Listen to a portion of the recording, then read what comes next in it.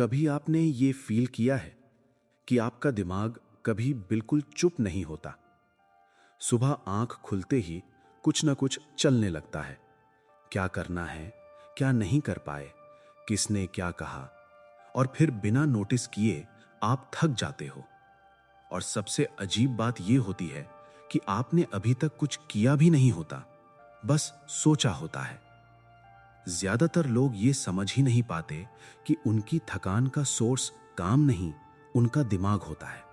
मान लो एक simple example, आप कहीं जा रहे हो, ट्रैफिक है, गाड़ी धीरे चल रही है, सिचुएशन सिंपल है, ट्रैफिक, पर अंदर जो चलने लगता है वो सिंपल नहीं होता। लेट हो जाऊंगा, ये शहर ही बेकार है, हमेशा मेरे साथ ही ऐसा क्यों होता है। ट्रैफिक वही है, पर दिमाग ने उसके ऊपर पूरी कहानी बना दी, और उस कहानी के बाद बॉडी टाइट हो जाती है, सांस ऊपर ऊपर हो जाती है, मूड खराब हो जाता है। प्रॉब्लम ट्रैफिक नहीं था, प्रॉब्लम वो कहानी थी जो ट्रैफिक के ऊपर बन गई। जिंदगी के साथ भी अक्सर यही होता है। जो हो रहा है वो कम होता है, जो हम सोच रहे होते हैं वो ज्यादा होता है, और हम समझ लेते हैं कि दोनों एक ही चीज हैं। इस ऑडियो बुक का सफर आपको ये सिखाने नहीं आया कि सोचना बंद कैसे करें। ये सिर्फ इतना दिखाने आया है कि सोच आप नहीं हो। जैसे आसमान में बादल आते हैं, वैसे ही थॉट्स आते हैं। बादल होने का मतलब आसमान खराब नहीं हो जाता, पर जब हम बादल को ही आसमान समझ लेते हैं, तब कंफ्यूजन शुरू होती है। कभी शाम को अकेले बैठे हो और अचानक पुरानी बात याद आ जाती है। शायद कोई गलती, शायद कोई रिश्ता, शायद कोई काश। उस पल वो बात सच में वापस नहीं आती, सिर्फ उसकी याद आती है। पर बॉडी रिएक्ट ऐसे करती है जैसे सब कुछ दोबारा हो रहा हो। दिल हैवी, पेट में अजीब सा फील, सांस स्लो। ये याद आपको हर्ट नहीं करती, उस याद के साथ जो सोच जुड़ जाती है वो हर्ट करती है। यहीं से एक और बात समझ आती है, ज्यादातर दर्द इस पल का नहीं होता, वो या तो पुराना होता है या फ्यूचर का अंदाजा होता है। इस पल में अगर आप ध्यान से देखो तो सिर्फ इतना होता है कि आप यहां हो, सांस चल रही है, और ये काफी होता है। पर दिमाग को ये काफी नहीं लगता। दिमाग हमेशा कहता है कि इस पल को भी इंप्रूव करना पड़ेगा, कुछ अजीब करना पड़ेगा, कुछ ठीक करना पड़ेगा। और इसी एफर्ट में आप इस पल से दूर चले जाते हो। एक और एग्जाम्पल सोचो, आप रात को सोने जा रहे हो, सब ठीक है, लाइट्स ऑफ, बेड कंफर्टेबल, पर जैसे ही आंख बंद होती है सोच चल पड़ती है। कल का काम, उस मैसेज का रिप्लाई, अगर ऐसा हो गया तो। बॉडी बेड पर होती है पर दिमाग कल में होता है, और फिर आप कहते हो नींद ही नहीं आती। सच ये है, नींद आने में कोई प्रॉब्लम नहीं होती, प्रॉब्लम ये होती है कि आप अभी में नहीं होते। इस ऑडियो बुक का पहला स्टेप बहुत सिंपल है, कुछ चेंज करना नहीं, कुछ फोर्स नहीं करना, बस ये नोटिस करना कि इस वक्त क्या हो रहा है। इस वक्त सांस कहाँ फील हो रही है, चेस्ट में, नाक में, पेट में। आपको कंट्रोल नहीं करना, बस महसूस करना है। और जैसे ही आप महसूस करते हो, दिमाग थोड़ा साइड में हो जाता है। ये कोई मैजिक नहीं है, ये कोई ट्रिक नहीं है, ये बस अटेंशन का शिफ्ट है। जब अटेंशन थॉट्स से निकलकर इस पल में आता है तो प्रेशर कम होने लगता है। बहुत लोग डरते हैं कि अगर वो सोचना कम कर देंगे तो वो केयरलेस हो जाएंगे, पर होता इसका उल्टा है। जब दिमाग शांत होता है तो डिसीजंस ज्यादा क्लियर होते हैं, रिएक्शंस कम होते हैं, वर्ड्स ज्यादा सॉफ्ट हो जाते हैं, और जिंदगी थोड़ी मैनेजेबल लगने लगती है। इस पल में रहना कोई परमानेंट स्टेट नहीं होता। थॉट्स फिर आएंगे, माइंड फिर भटकेगा, और ये बिल्कुल नॉर्मल है। प्रैक्टिस का मतलब ये नहीं कि आप कभी भटको ही मत। प्रैक्टिस का मतलब है जब भटको तो वापस आ जाओ, बिना खुद को डांटे, बिना जज किए। अभी अगर आप सुन रहे हो तो एक छोटा सा पॉज लो, सांस लो और छोड़ दो। कुछ भी अचीव करने की कोशिश मत करो, बस यहीं रहो। यहीं से द पावर ऑफ नाउ का सफर शुरू होता है। कहीं जाने से नहीं, कुछ बनने से नहीं, बस अभी यहां होने से। जब आप थोड़ा सा प्रेजेंट होना शुरू कर देते हो तो एक अजीब सी चीज होती है, आप नोटिस करते हो कि दिमाग पहले से ज्यादा तेज हो गया है। ऐसा लगता है जैसे सोच और लाउड हो गई हो। पर यह सच नहीं होता। सच ये होता है कि पहले आप उस शोर के अंदर थे, इसलिए शोर नोटिस नहीं होता था। अब आप थोड़ा बाहर आए हो, इसलिए शोर सुनाई देने लगा है। इस वक्त बहुत लोग गिव अप कर देते हैं। वो कहते हैं, मेरा माइंड तो और ज्यादा बिगड़ गया, मुझसे ये नहीं हो पाएगा। पर असल में ये एक साइन होता है कि अवेयरनेस बढ़ रही है। जैसे अंधेरे कमरे में अचानक लाइट ऑन करो तो पहले गंदापन ज्यादा दिखाई देता है, पर गंदापन नया नहीं होता, सिर्फ रोशनी आई होती है। ओवरथिंकिंग का एक सिंपल पैटर्न होता है। कोई एक थॉट आता है, वो न्यूट्रल होता है, पर तुरंत उसके बाद दूसरा थॉट आता है जो उस थॉट को जज करता है। फिर तीसरा थॉट उस जजमेंट पर रिएक्शन देता है और फिर आप एक चेन में फंस जाते हो। एग्जाम्पल के लिए, सोच आई, उसने रिप्लाई नहीं किया, तुरंत जजमेंट, शायद इग्नोर कर रहा है। फिर रिएक्शन, मेरी कोई वैल्यू नहीं। और बिना कुछ होने के आप इमोशनली नीचे चले जाते हो। एक मैसेज का रिप्लाई नहीं आया, पर दिमाग ने पूरा ड्रामा बना दिया। इस ड्रामे में आप सिर्फ एक ही चीज भूल जाते हो, वो है फैक्ट्स और स्टोरीज का फर्क। फैक्ट, रिप्लाई नहीं आया, स्टोरी, इग्नोर किया जा रहा हूं। ज्यादातर दर्द स्टोरी से आता है, फैक्ट से नहीं। जब आप ये फर्क देखना सीख लेते हो तो ओवरथिंकिंग का ग्रिप धीरे धीरे लूज होता है। आप हर थॉट को सच मानना बंद कर देते हो। आप कहते हो, ये सिर्फ एक सोच है, और सिर्फ ये कहना ही अंदर थोड़ी स्पेस बना देता है। कभी कभी आपको लगेगा जैसे आप खुद से ही बात कर रहे हो। एक आवाज जो डाउट करती है, एक आवाज जो डिफेंड करती है, और आप बीच में फंसे रहते हो। इस वक्त एक छोटी सी प्रैक्टिस काम आती है। जब भी आप नोटिस करो कि दिमाग आर्ग्यू कर रहा है, तो थोड़ा सा अटेंशन बॉडी में ले आओ। फीट का वेट फील करो, चेयर या बेड का सपोर्ट फील करो। आप तुरंत नोटिस करोगे कि आर्ग्यूमेंट स्लो हो जाता है, क्योंकि आर्ग्यूमेंट को आपकी फुल अटेंशन चाहिए होती है। ओवरथिंकिंग अक्सर फ्यूचर के साथ जुड़ी होती है। व्हाट इफ से शुरू होती है।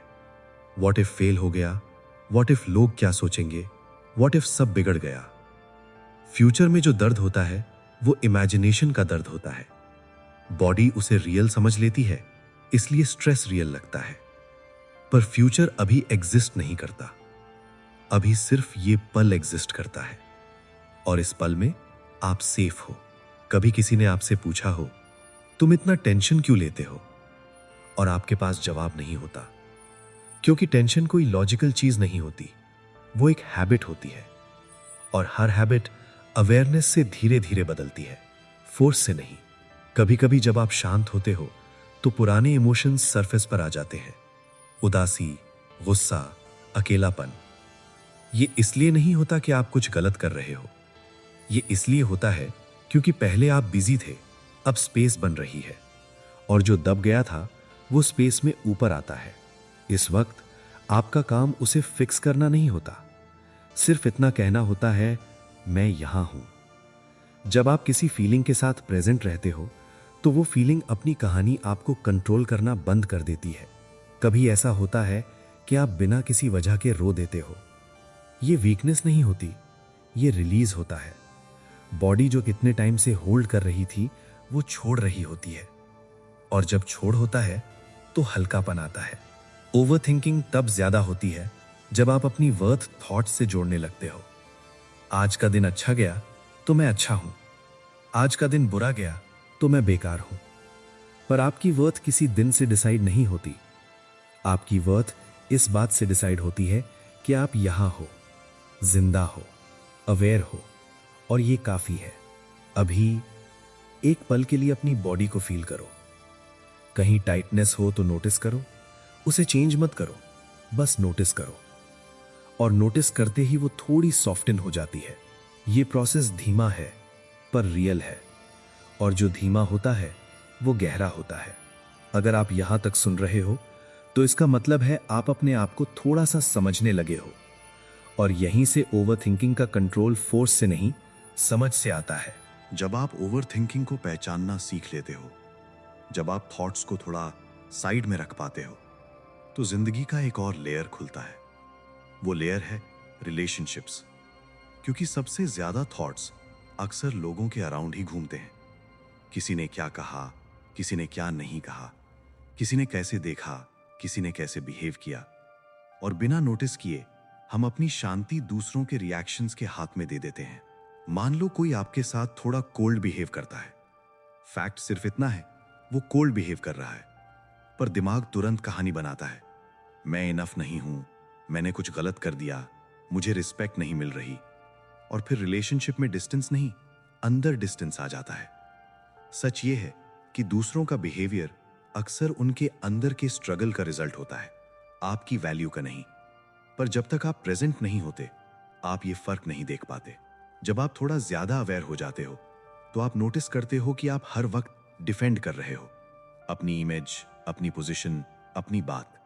और ये डिफेंस ही आपको थका देता है, क्योंकि जो चीज रियल होती है उसे डिफेंड करने की जरूरत नहीं होती।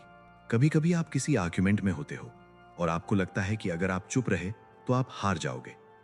पर अक्सर होता यह है कि चुप रहने से सिचुएशन खुद ही धीमी पड़ जाती है, क्योंकि साइलेंस में ईगो को खाना नहीं मिलता, और जब ईगो को खाना नहीं मिलता तो कॉन्फ्लिक्ट को एनर्जी नहीं मिलती। इस स्टेज पर फियर का एक नया चेहरा सामने आता है। फियर सिर्फ ये नहीं होता कि कुछ बुरा हो जाएगा, फियर ये भी होता है कि अगर मैं कंट्रोल छोड़ दूं तो मैं कौन रहूंगा, अगर मैं इतना सोचना बंद कर दूं तो मेरी पहचान क्या होगी। पर जो चीज सोच से बनी होती है वो पहचान नहीं होती, वो सिर्फ एक रोल होता है। और जब रोल धीरे धीरे गिरता है तो पीछे जो बचता है वो ज्यादा शांत होता है, ज्यादा रियल होता है। इस वक्त जिंदगी आपको सिंपल चीजों में मिलने लगती है, चाय की गर्माहट में, सुबह की हवा में, किसी के बिना बोले साथ में रहने में।